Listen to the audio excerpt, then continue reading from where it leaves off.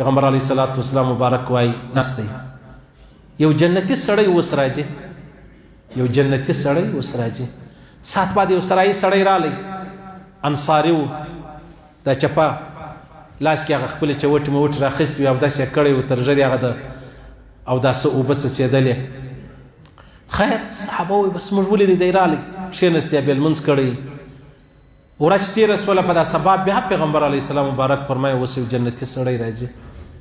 چې رالی بیا هغه سړی دی هغه اودس یې کړی دی هغه مسله ده خیر په دا درېیمه ورځ ولې بنده یې دروازه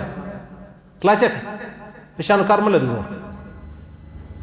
نو چې درو به ولوېږي نو بیا به ګرد هلته سره دی د خپل ځان دپاره دروازې بندوي نو بیا درېیمه ورځ بیا وفرمیل بیا هغه سړی راغی عبدالله ابن عمر ابن العاص رضی الله تعالی عنه وایي زه حیران شوم چې دا خو عام مسلمان دی دا څنګه نن درېیمه د پیغمبر اسلام فرمایي جنتي جنتي جنتي د وی زه رالمه عبدالله ابن عمر فرمایي زه رالمه د هغه انصاري صحابي کور مور په پسې سولم بیا مې ورته وویل مال داسې کور کې مې څه بې اتفاقي د بابا سره راغلې ده نو قسم مې کړی دی نن 3 شپې مطلب ستا سره کوم کور ته به نه ځم ولا الله دې راول الله دې راول راځه یوه شپه یې تېره کړل ماخستن یې اودس وکړئ بس پرېوتې څه نه تهجد و نه بل و نه بل و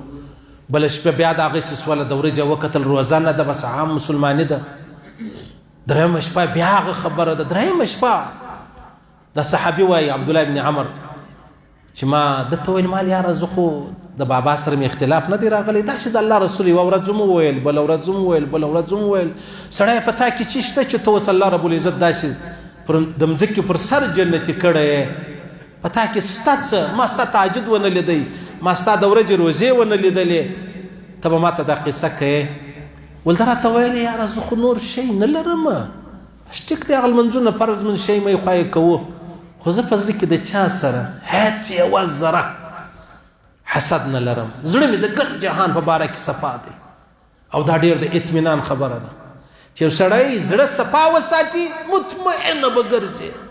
او که زه په زړه کې حسد کوم ته به بېغمه پروت یې زه به ویښ یم الله فیصله کړې ده ستا د آبادېدو الله فیصله کړې ده نعوذ بالله خدا نه خسته زما د خرابېدو نو زه به څه ستا په آبادي پسې ورسېږم دا خبره یو په طارق جمیل صاحب کې سته